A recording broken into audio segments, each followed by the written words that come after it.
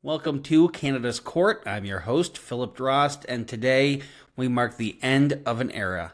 Pascal Siakam traded last week, the last remnants of the Toronto Raptors championship team gone, unless you include Chris Boucher, who was technically on the team, but not really in the rotation.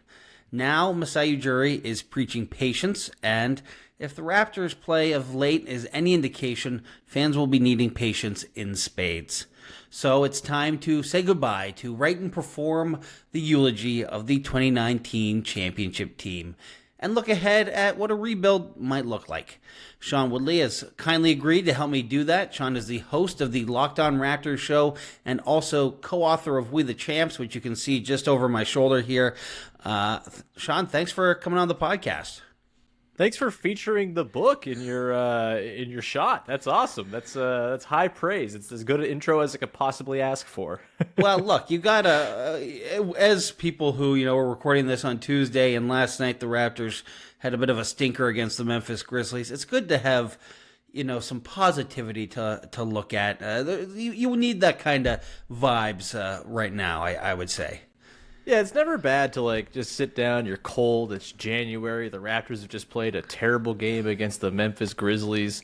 Just, find some championship merch that you bought 5 years ago. Swaddle yourself. Watch some old highlights. Read We the Champs. Whatever it is that tickles your fancy. There are ways to get through the hard times. And look, they might seem like hard times right now.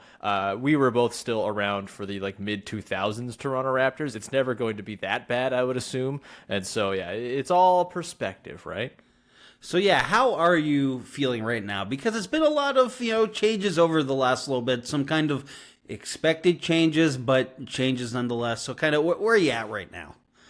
Yeah, I mean, I think I'm disappointed by the way the Pascal thing ended, no doubt. I think the Raptors did not handle it very well. I think, if all of their intentions and, telegraphed desires from the summer were, we want to get rid of this guy, I think they probably should have just traded him in the summer, come into the season without the whole thing hanging over their heads, and without sort of stoking little, coals of hope that, hey, maybe they'll actually keep him around. I know I was one of the rubes who was like, oh, yeah, Pascal's great. He's fitting right now. It's all working. You trade OG. There's a way for this to work with Pascal going forward. Maybe they see the light and keep him, and they seem to have their minds made up, right? And I think, with that being the case, with how strange media day was, with how the offseason was so littered with Pascal talk, it just felt like they, hung on too long. And I don't think they got a very good return back for a two-time All-NBA player either, which is disappointing. That said, I'm also pretty optimistic right now. I think Scotty Barnes, he's really good. We saw it even in that Memphis game where, the team wasn't very good, but he goes for 22, 12, and 8 with 6 blocks. And it's like, all right, there's something here. RJ Barrett, Emmanuel Quickley, I think that was a really great trade for the Raptors to kind of reset the decks, get some skills in the door they badly needed. And so I'm optimistic about where things can go from here. Doesn't make me any less upset about how they got here in a lot of ways, but, you onward and upward, I suppose. You mentioned the rubes who were, believing Pascal might stay. I also was borderline in that camp. I thought it was possible, especially after they made the trade for RJ Barrett and Emmanuel Quickley. And, things started to look pretty good, with Pascal and with Jakob Poeltl. I'm like, okay, we've won a couple games here. 1 game shy of the promised pizza party from Darko. But we were looking okay. But, yeah, then Jakob Poeltl got injured and things went from bad to worse. And here we are. You mentioned you don't really like the return for the Pascal Siakam deal. What is it that you were kind of expecting, and how did it not live up to that? Yeah, I mean, my thing with Pascal was just if you can't get better than, say, what you got for OG, just keep him, right? Because, I do think there was plenty of argument to be made that letting this thing brew a little bit with Pascal working with Scotty, offering that scoring support that they clearly needed next to Scotty Barnes, and sort of meshing with Emmanuel Quickley and RJ Barrett, those 4 guys plus Jakob Poeltl, that was a good crew. And I do think, I maintain, and I'll die on this hill, that had you let that group kind of spend some time together, we probably would have seen some nice results to close this season. And going into next year would have been even all that much more clear and promising. Obviously they disagreed, but we'll always have that 8-game interregnum where they had Pascal, IQ, RJ, Scotty all on the same team, which was pretty fun. But yeah, I think considering as well that it seems as though they've telegraphed that they want young players back for their guys. That's what they got for OG. They prioritized quickly and Barrett over picks, which I think was the right thing to do. I know when the trade happened, everyone's like, but they could have gotten 4 first-round picks last year from Memphis. It's like, not all first-round picks are created equal, as I think we've learned with this Bruce Brown and 3 picks package from the Pacers. Like, these picks are not very good. They're late in this year's draft, which is regarded as a not very good draft. The Pacers will probably be good in 2026, so that's not going to be a juicy pick, barring some sort of disaster, which I don't think anyone really should be rooting for, but yeah, that's on the table, I suppose, as things that can happen.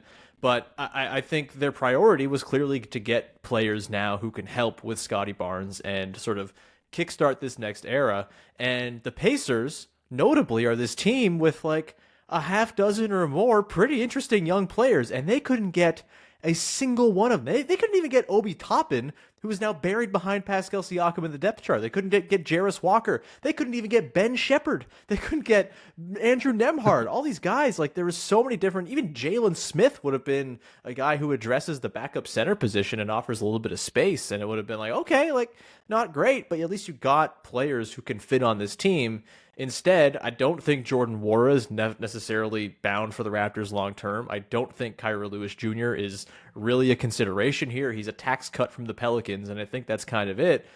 Bruce Brown, we'll see what they get for him, but ultimately you've turned your franchise player, a franchise icon, into 3, maybe 4 or 5 picks, depending on the Brown return, and none of those things are sure things, and none of them are going to be premium picks, and so I feel pretty let down by the return. That said, picks also mean flexibility, and if they go and trade these picks down the line and turn them into real tangible players, or they nail a couple of these picks the way they have in the past, then things obviously get different as far as the calculus of the trade. But right now, it's a pretty meager return for a guy who was as good as Pascal Siakam, where the option was right there to just keep him long term if they really wanted to.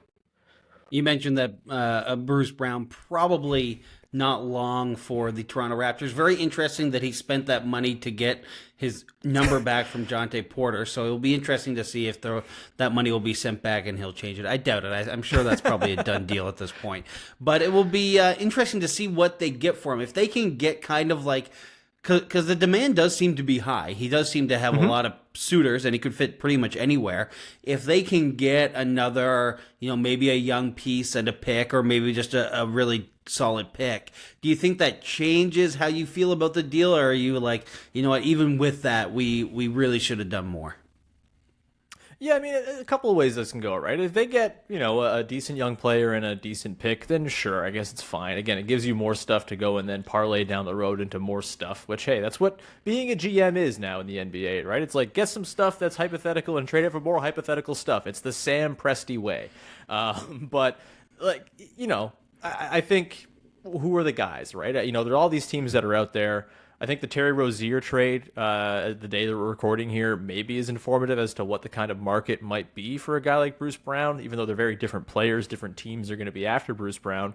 A first-round pick and salary filler, like, is that it? If that's the case, I'm just keeping Bruce Brown, right? Like, I think Bruce Brown is a useful player. I think on a team like the Raptors, where they're clearly not going to try to lose a bunch of games on purpose, right? They are not the absolute dregs of the NBA, and they're trying, seemingly from Masai Ujiri's comments last week, to build some good habits and see what they've got with this group from here to the end of the year. Maybe make a bit of a play-in push. They don't really have their pick. They do if it's top 6. Is it better to keep the pick or convey it? I kind of say convey it now and get all your picks back in the cupboard going forward. But, that's a debate for Raptors Internet another day.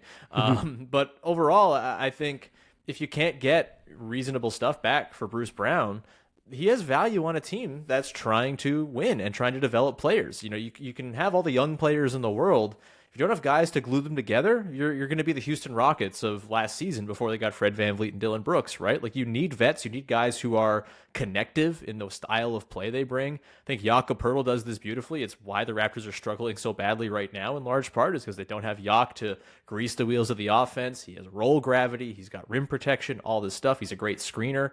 Bruce Brown does the little things like Jakob Poeltl does, and I think there's value in having him around, especially considering You can still trade him at the draft. You can trade him next season at the deadline. Like, they don't have to rush to just get the first thing they can for Bruce Brown right now. He's on like a weirdly valuable contract at a couple, 22 million bucks or so, with the team option for this year, and it expires after next season. So there's all sorts of different optionality here. They could even keep Bruce Brown. And if they feel like next season they come in and they kind of overachieve a little bit, and they want Bruce Brown around for the next good Raptors team, they'll have his bird rights. They could go and negotiate a more team-friendly deal where I don't even think Bruce Brown thinks he's a $22 million a year player. He got that because of the way the market shook out, the post-championship bump, and obviously the Pacers were kind of doing this with the intention of maybe trading him down the line as well.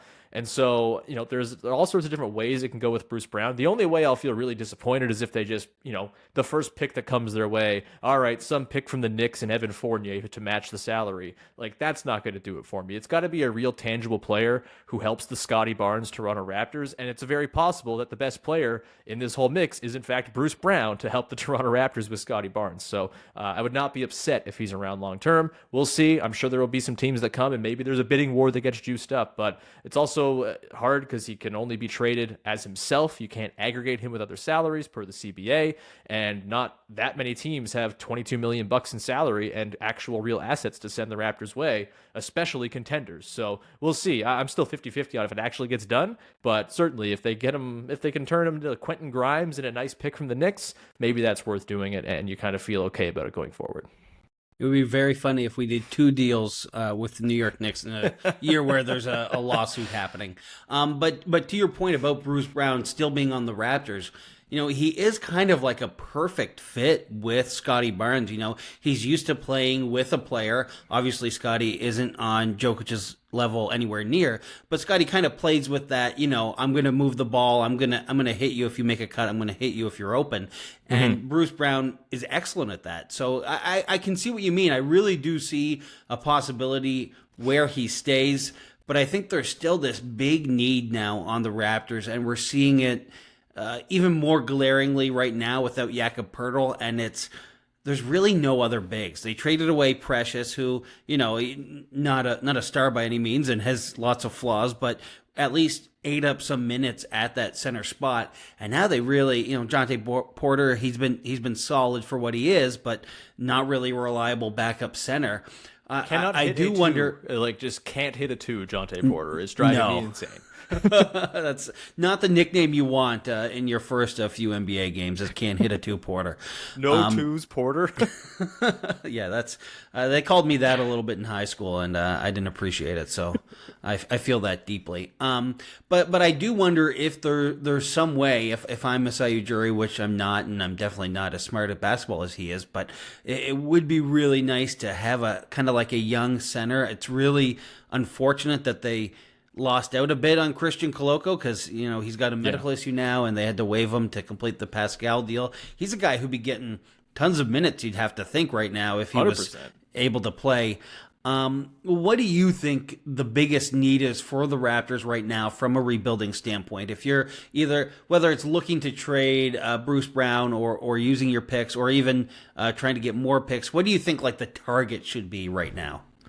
So I get where you're coming from with the big. I do think a lot of the big issues kind of go away when Jakob Poeltl's back. I think Jakob is, as much as we malign that trade, he's now extremely important to this team playing functional basketball, and I think he is a perfectly fine, perfectly cromulent starting center for the money he makes. And so I wouldn't say I feel the urge to go, in the draft, you want to draft a big who's more of a project, sure, try to replicate the Coloco thing, not a problem there. I think Jonte Porter is a fine 15-minute-a-night backup against second units.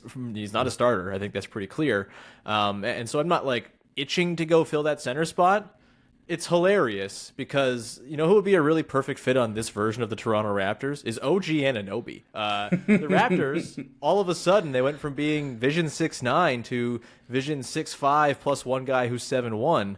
It's not a very big team. They are pretty lean on the wings. And, Scotty Barnes obviously is the 6'9" guy who's still around. But I feel like one more guy on the wings between him and RJ Barrett. If you could have RJ be at 2 at the size and physicality that he brings, That's the modern NBA. Teams are massive now, and the Raptors now are going to be kind of punching up at a lot of teams. We saw it in that Grizzlies game. The Grizzlies, not very talented with their state of disrepair and injury, but they are enormous and just kind of nasty to play against, and teams are scaling up. The NBA is getting bigger and bigger and bigger. You have to contend with the Jokic's and Embiid's and Wembanyamas of the world now, and teams are skewing that direction. And I think the Raptors were on the right track when they were like, what if we built the whole plane out of 6'9" guys? That is the future of the NBA, is everyone being 6'6" and above. But right now, they now have a massive dearth of those guys because they traded 3 of them away in the last 3 weeks and didn't bring any single one of those types of guys back. And so, obviously they're not going to go sign OG in free agency this summer, although it would be the funniest thing to ever happen in the history of the NBA, and something that James Dolan absolutely deserves to happen to his basketball team. We can save that for another day. But, that would be wonderful. But now I think they have to go and scour for wings of size, right? Herb Jones's name kind of floated out in the ether down with the Pelicans. That's the exact type of guy this team needs. A ace wing defender. Obviously, you don't get quickly an RJ on the team without trading OG. I'm not saying go back and undo the OG trade or anything like that. It was a good trade for the Raptors, but my sort of refrain on the podcast for, the last year and a half when OG trades were floating out there was, there's every possibility you trade OG and then spend the next 20 years trying to find the next OG and wondering, damn, why did we trade OG?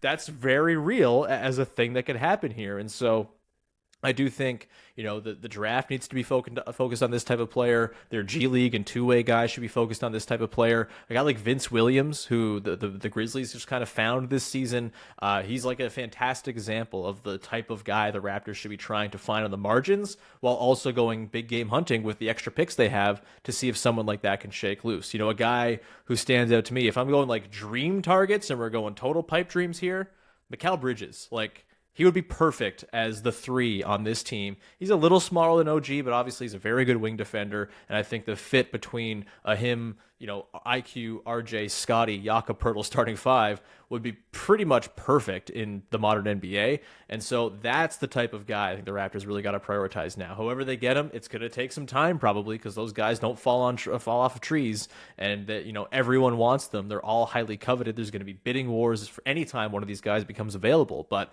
that is the type of guy this team all of a sudden desperately needs after spending 3 years building their entire team out of that exact type of guy.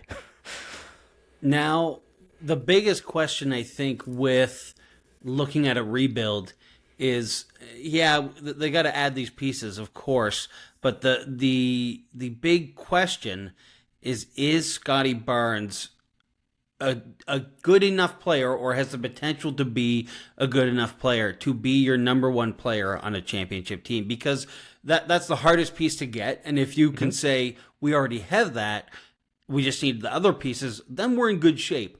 But if he's not, then it starts to get a little bit tricky. It does. I just happen to feel pretty bullish on Scotty being, best player on a championship team is a really high bar, right? Mm-hmm. I think best player on a contender is kind of what you got to hope to get for, and then get lucky from there if we're being realistic and team building in the NBA. One team wins every year, and there are like 5 to 7 guys alive at any given time who are best player on a no doubt championship team sort of quality. And so, can he be in sort of the Jason Tatum tier of players where he can be the best player on a very excellent team that can win a championship, but maybe needs a better context around him? Like, you couldn't have Jason Tatum go and do the Luka Doncic thing, for example. He's not that kind of playmaker. But could you have Scotty Barnes grow into a player like that? I think it's totally possible. That dude, the leap he has made this season in every aspect, right? The shooting, which has been quiet of late, but I think there's some team context reasons for that and just general regression to the mean. The jump shot looks much better this season. I feel good about it, at least being league average going forward. The playmaking with him, the way he can just suck in defenders and spray passes out to open guys, it's remarkable, right? He's not even just only spraying passes. He's doing little dump offs in close quarters. He's just such a visionary passer. He's already one of the best passers in the NBA. And I think that, to me, is the skill that takes guys from very good to can be best player on a contender. You have all the other stuff, the defensive jump from him. If they use him correctly on defense, which I think he's best used as like a backline sort of secondary helper type guy, roaming the baseline, coming over for blocks, hawking steals, in the passing lanes. That can be like he can be an all defense type of player. He's got the metrics for it. He's got the build for it. He's got the instincts for it. He's awesome. And I think all of that together makes him into like one of the most exciting young players in all of basketball. The package is just a full everything you'd want from a really good basketball player is there right now, and it's going to take time. He's 22 years old. These things don't happen overnight. Guys like this typically kind of age into being that type of guy by year 6, 7, 8. That's kind of the track these guys are on. I think there's a chance he's a little ahead of it just because of how massive and sort of unprecedented his across-the-board leap has been. But I do think that they are totally justified in thinking, you know what? We can build this thing around Scotty and have it work. I think they did a great job in getting Emmanuel quickly because I think that declares that they know he's not a point guard and we can put that whole thing to rest. The whole Scotty's a point guard thing, he's not a point guard. He can't really turn the corner from a standstill the way you need a point guard to. And B, like, he does so much well across the board as a player, you would be siloing him off and sort of diminishing what he can be as a player by just making him into a full-time point guard. He can be a point forward, he can be a playmaking wing, whatever you want to call it, but I think having him just be a straight point guard would have been a bad call, and I think quickly fits beautifully next to him. I think RJ is proving that he can be a really, really nice off-ball piece working as well with the finishing he brings to the table. Hopefully the defense can come along a little bit there, but I do think RJ is one for the future and not the sort of throw into the trade that he was kind of branded as by the sort of more analytically brained people who are just kind of all about efficiency and not really about context and all this stuff. And so, yeah, I think Scotty Barnes has the goods. At least he's shown enough to bet on him having the goods. He may not have the goods 2-3 years from now, and then things are a very different thing. It's a different conversation with the Raptors, but I do think that they are justified in making this bet that he is the guy. And I do think we're seeing, that game last week against the Bulls where he goes 31-7-6, 3-3, where he goes against the Grizzlies 22-12-8 with 6 blocks. Like, he's pretty prolific when given the keys, and maybe, just maybe, after 2 years of kind of grappling for the front seat for the Raptors with the veterans that were here who justifiably had the keys to the team, maybe the idea of getting the keys to the team sort of jolts Scotty into even more of a leap as we go forward here as well. I think there's a real possibility for that he's empowered by what they've done and the bet they've made on him, and that he goes and kind of seizes it all. I think that is very much on the table here for Scotty Barnes. And you mentioned the comparison to Jason Tatum just from like being the guy kind of perspective. Jason Tatum's kind of a guy who, when he like he's going to look good no matter what. I think one of the great things about Scotty Barnes that we can kind of look forward to is that he's going to just look better and better the more talented players you put around him. The more players like Quickly you put around him, the more guys who can kind of, create some opportunities for themselves, and then he can find them. The more you have that, the even better he's going to look. Like you said, having him play a little bit more off ball. Some of the shots he's blocked this season are ridiculous and just like crazy, blowing my mind. Not just because he's on my fantasy basketball team, but that's been very nice. I appreciate that from him for sure. But yeah, I really think that the more we kind of see them focus the build on on Scotty Barnes, the better he's hopefully going to look. Now, speaking of the person whose name I just actually accidentally inserted there, Pascal Siakam, we're saying goodbye. It was a little emotional, I think, for a lot of fans. 9 seasons with the Toronto Raptors. He wrote a classic Raptor player leaving Player Tribune article. It seems like everybody who leaves Toronto, if they've been here for like 4+ seasons, they do this, and I do love it. Every time it kind of hits me in the heart. But they always seem to say something like Toronto forever or something like that. How do you feel, stepping aside from the team building perspective, but more from someone who's watched this player for so long? How does it feel that he's no longer wearing the red and white jersey? Yeah, it's sad, man. Like, there's no doubt. I'm at least comforted by the fact that he's playing on a team as cool as the Pacers with a co-star as rad as Tyrese Halliburton. That makes it a little bit of a softer, if he was going to the Hawks, it's like, I gotta root for him with Trae Young, really? I'm like, really? Come on. Like, Yeah, no, thank you. Tyrese Halliburton rocks. The Pacers are fun. They're harmless, and I think it's going to be a pretty good marriage with those guys going forward. I'm glad the Pacers made this trade, frankly, and I'm glad Pascal gets to play with a guy the ilk of Tyrese Halliburton after, the Raptors didn't really do a whole lot to build around him, right? Like, they had this thing happen where they had this once-in-a-generation developmental story, and they kind of didn't do a whole lot to supplement that guy. It was a little bit bizarre, but, we are where we are now. Thinking about Pascal's career as a Raptor, though, it's a remarkable story, and I think he is the living embodiment of what made the Toronto Raptors a championship franchise, right? He was the late draft pick that everyone was like, what are they doing here? What's going on? And then it worked, and everyone said, oh, okay, yeah, they know what they're doing. We'll shut up now. He like the G League stuff and kind of going through that program and incrementally layering more stuff into his game, really just, again, sort of an embodiment of what made this franchise so good for so long. And, that obviously that magic's been lost in recent years, but him, like his year-over-year development, that's still been a thing nonstop. He's just gotten better and more refined and more polished year over year. And I do think sort of my favorite thing about Pascal and his time with the Raptors, really satisfying narrative arc, I think, in a lot of ways. And look, it didn't get the storybook ending that, say, Kyle Lowry did, where I think that's like maybe the most satisfying arc a player has ever had with a team, from coming in to almost getting traded to, inspiring this great run to almost getting moved a couple more times to winning a championship to having like a revenge season, title defense season to end all title defense seasons. Like, it's not quite as narratively satisfying as that, but if you think of the different chapters of Pascal's career, every single season for him has brought something different and interesting, right? There's the starting 41 games because Jared Sullinger got hurt and sort of being thrust into that starting lineup as a rookie, and basically just finishing outlet passes from Kyle Lowry for 40 games before going back to the G League. The following season, where he becomes part of the bench mob, which everybody loved, the bench mob, right? That's going to be a group that lives on forever in Raptors memory, and he's a big part of that. And, parlaying that into playoff success, guarding John Wall and Bradley Beal and being on the floor for the one sort of half of basketball where they looked like they could contend with the LeBron James Cavs. Like, that was fun, and Pascal was a big part of that. And then obviously the most improved player, the scoring 32 in game one of the finals, being the second best scorer on the championship team.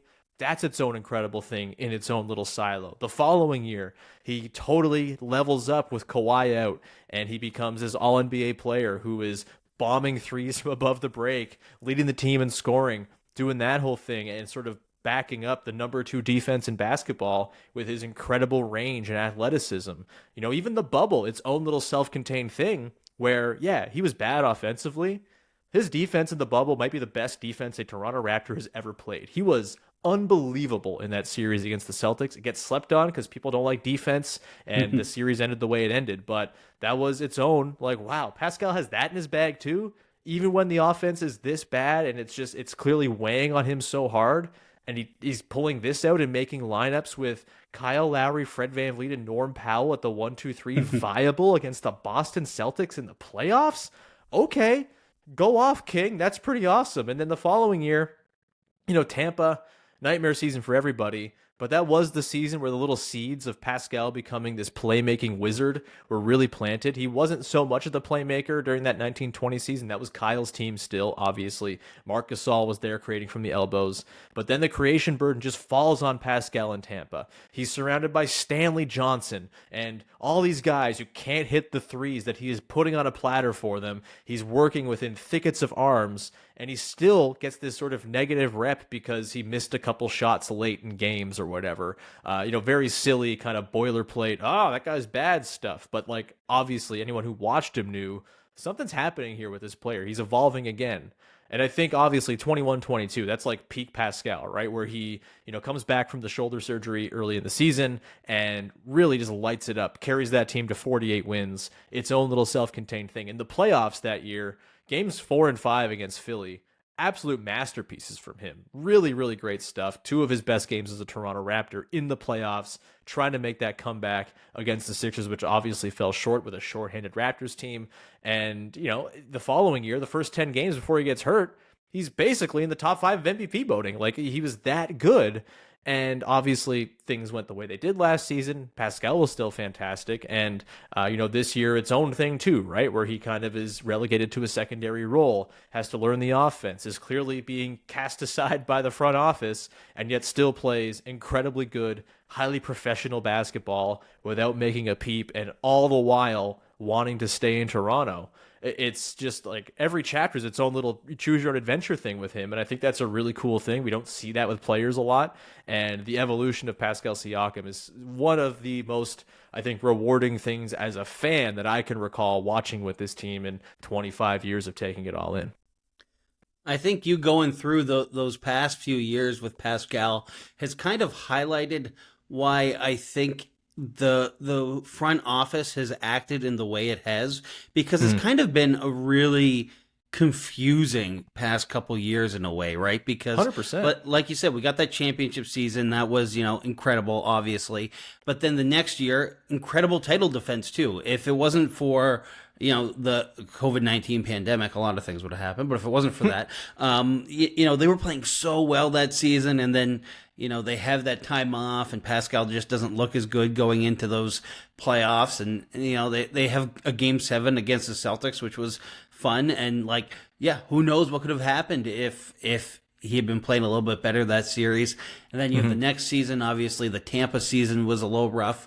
But then the season after that, again, was like, okay, this is looking like a good basketball team. Obviously Kyle's gone, Mark's gone, Serge is gone, but the pieces that you have there, Scotty Barnes being drafted and being a strong player right away, you're like, okay, that's interesting. So I kind of get from a front office perspective why you think, okay, we had a bad season in Tampa, but now we're back in the playoffs. And then we had another bad season here. And then so I could see why you were like, all right, let's have one final go at this and see if we can do it. But yeah, obviously things have gone a little bit differently now. Back to Pascal Siakam, maybe an impossible question to ask, but where do you think he stands in terms of all-time Raptors? I'm not going to get you to go 1, 2, 3, but is he top 5, top 10, top 20? Where do you think he lands at the end of it? Not a hard question at all. I think he's an easy top 5. I think he has clearly surpassed Chris Bosh to me, who's and look, I'm a little sicko who does have a running ranking of this. I have a spreadsheet where I rank the Raptors. So, you're asking the right guy. I think the interesting question is he higher than 5? And I think your mileage may vary. DeMar DeRozan, Kyle Lowry, Vince Carter, Kawhi Leonard to me are the top 4. Maybe you think the longevity of Kawhi rules him out of being top 5. I think the fact that he won them the literal championship and had the shot and all of that went along with it, he's going to be, for me, top 3 probably for the rest of time. But, I think DeRozan's actually a pretty interesting case. Obviously, DeMar has the scoring records and all that stuff, a little more longevity. I think maybe one longer season with the Raptors than Pascal had. But, I think Pascal, pound for pound, probably a better player at his peak than DeMar DeRozan as a Toronto Raptor. I think DeMar's playmaking jump came after his time in Toronto, where he really took that mantle with San Antonio.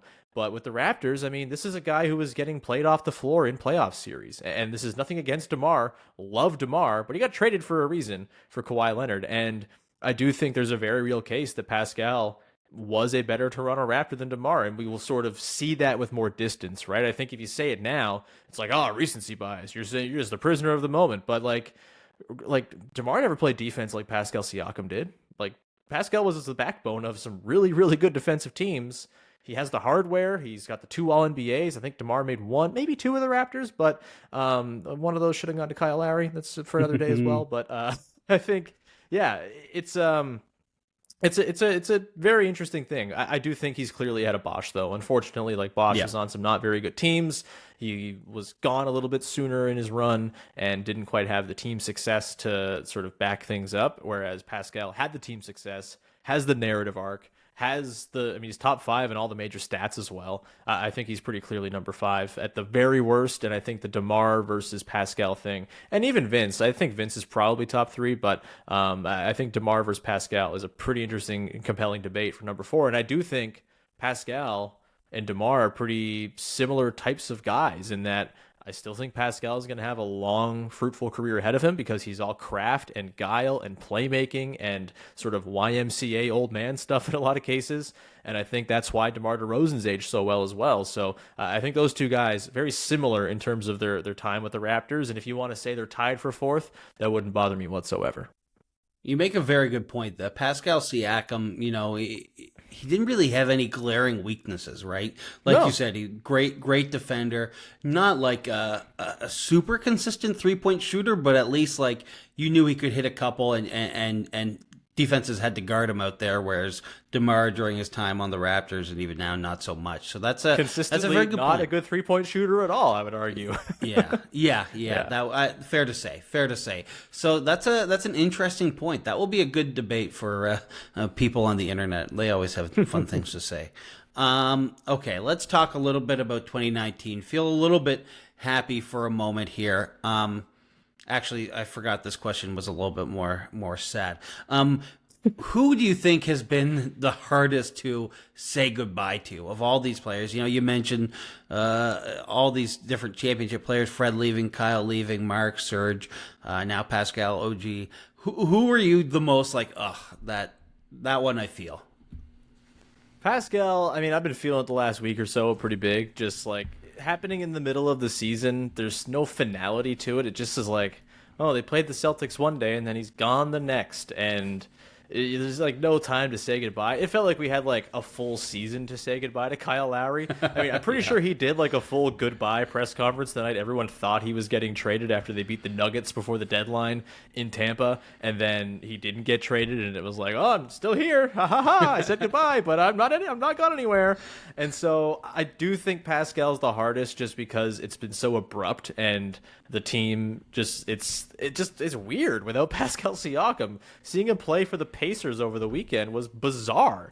And so I think it's him. I'm also like very partial. I'm a very big Pascal guy. It's not, Kyle Lowry is my favorite Raptor of all time, and so there was certainly some difficulty in saying goodbye there.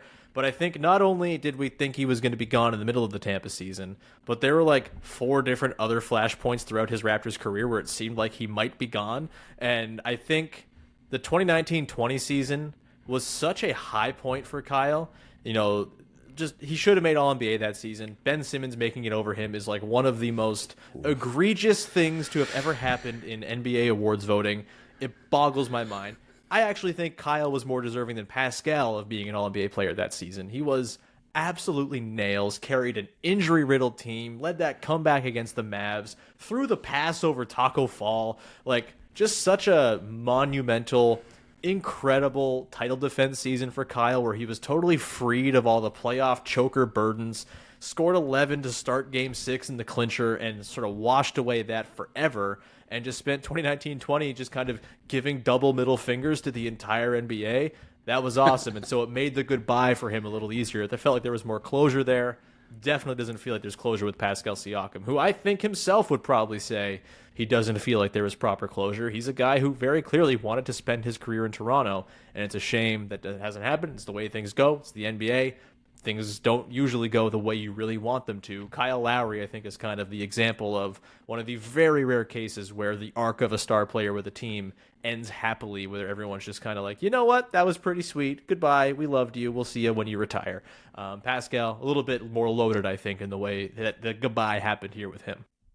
Yeah, and Pascal also, at the point in his career right now is a better player than Kyle was when he left the Raptors. So you could kind of, as a fan, you could say, okay, well, yeah, we'll miss Kyle as a human being, but his basketball play not the end of the world. I will still contest that I think the Kyle Lowry was the hardest goodbye. Just like, even if you just look at the ticket sales from that Miami Heat game when he came back, like through the roof, and it's just so weird to see him in a different jersey. And what's going to be even more weird is seeing him in a Charlotte Hornets jersey. I don't think that's going to be weirder, allowed. Kyle Lowry in a Hornets jersey, or Tony Parker when he was on the Hornets for that one year that you might have forgotten about? Ooh, no, I somehow did not forget about that. That was really weird too. That's gonna be a good, that's a good Twitter poll right there. I mean, X poll. I would love to see what people think, because that's an odd one. Also,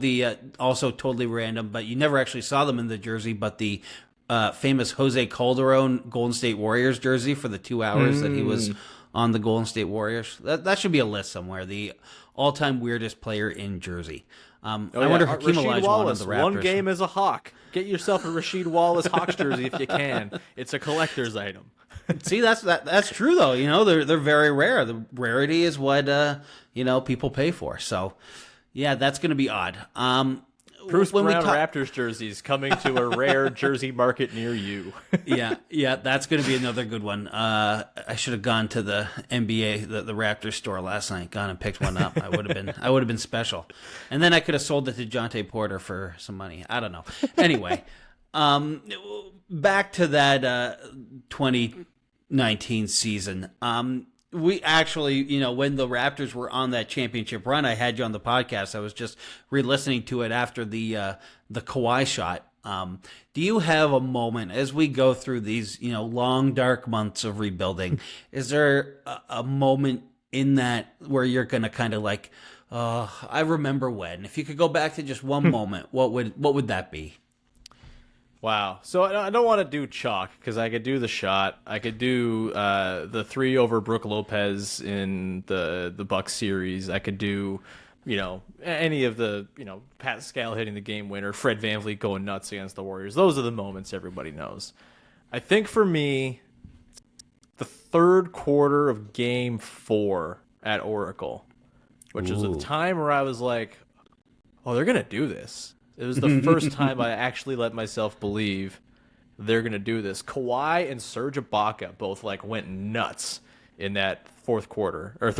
And it was like, oh, all right. The Warriors, they're too injured. They don't have anything for the Raptors right now.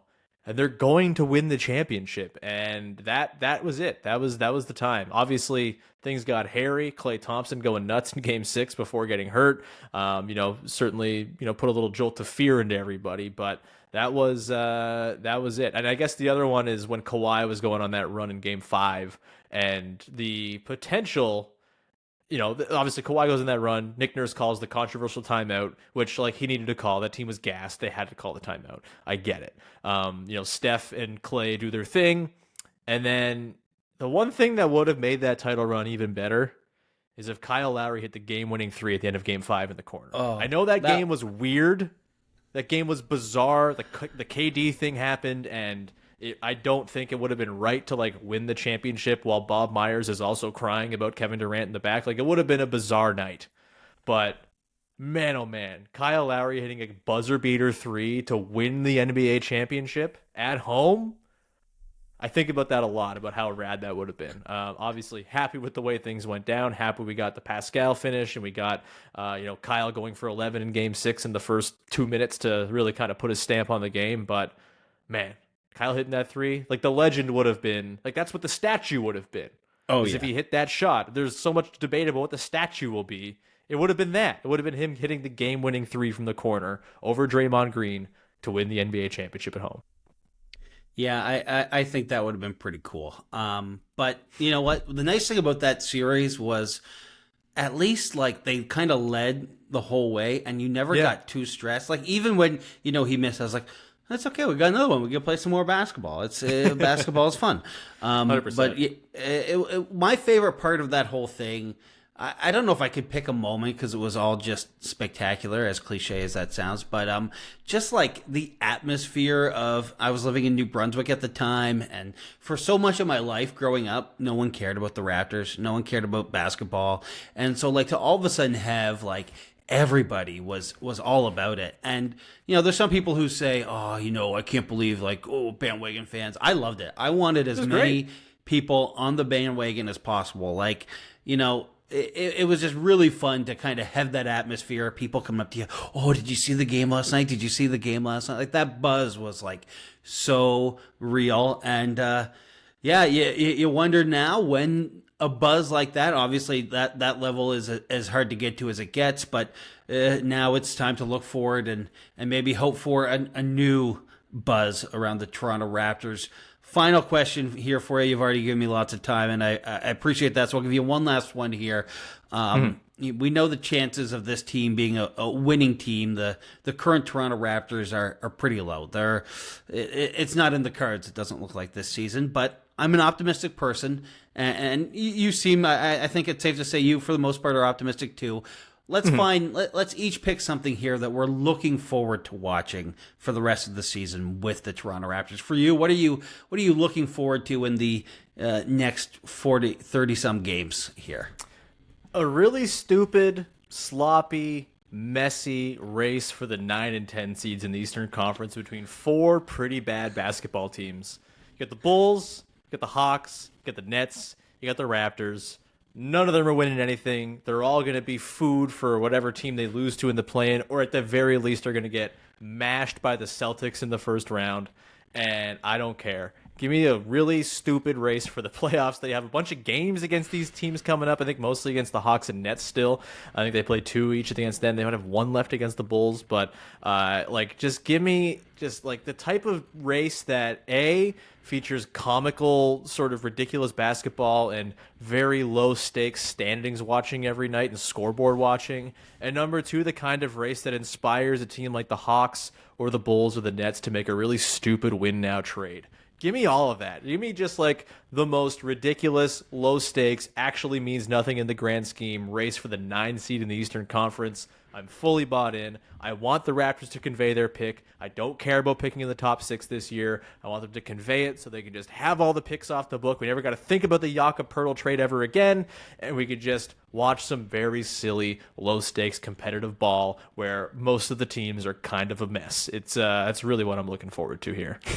Well, I think your chances of getting that are pretty high. I think that's what it's going to be because the Raptors, like you said, it's a top 6 protected pick. So unless they're really, really bad, which it's impossible to be as bad as some of these teams, you're just gonna compete. You're not gonna purposely try and lose. I mean, you're not going to just throw games away for no reason. You're still not great, but you're gonna try and win basketball games. This is valuable learning time for a young team with a new coach. Throwing away a third of the season to chase the 6th pick does not feel like the move to me. And 6th is the absolute lowest they'll fall. The bottom 5 teams are so bad that the very worst you're going to do is 6th, and you still have a 55% chance of not getting that pick if you are 6th because of the way the lottery works. So yeah, go full bore and don't worry about the pick whatsoever. If you get it, great, fine, but I don't think they should be playing like that pick is something that they're trying to get. And from a player development standpoint, too, I kind of think back sometimes to the trust the process Sixers. And those teams were so bad, and it was so hard for their young players to develop because they were so clearly purposely trying to lose. So even if you're not good while you try to win, you're still trying to build those habits. And if you're talking about, Quickly and Barrett and Scotty Barnes being players you want to develop for the future, you want to build those habits now. You don't want them to be playing like the Detroit Pistons or like last year's Houston Rockets. You want them to develop. So I would agree with you. I'm looking forward to watching that. I'm looking forward to seeing how Quickly and Scotty Barnes play together. I'm looking forward to seeing if Barrett can kind of keep up this. He's been a lot more efficient since being on the Raptors. I'm looking forward to watching that. I'm really looking forward to seeing the team when Jakob Poeltl is back, because as we discussed right off the top, it's just been such a difference without him. And I think that, they can maybe make, they're not pushing for the 6th or 7th seed here, but they could make a push among those teams you mentioned once they kind of have a healthy roster and can play in a complete way. So I'm looking forward to that, but it's going to be a long 40 or some games. It's going to be a little tough to watch, but I'm looking forward to it. At least Darko ball's fun, right? Like they're moving the ball around. When it's working, it's working. And so, maybe they won't make any stops on the other end, but the offensive side of things should be pretty cool. And Scotty Barnes throws no-look passes all the time. There's plenty to get excited about, especially on the offensive end for this team, I think, for the rest of the season. It doesn't always have to be about winning. It can just be about enjoying some cool guys doing some fun stuff on the court. Awesome. Sean, thanks for coming on the podcast, and for anyone who's listening, they should obviously be listening to Locked On for all their Raptors content every day. You got great videos coming up, so definitely check that out. But thanks for coming on the podcast. It's been great. Anytime, man.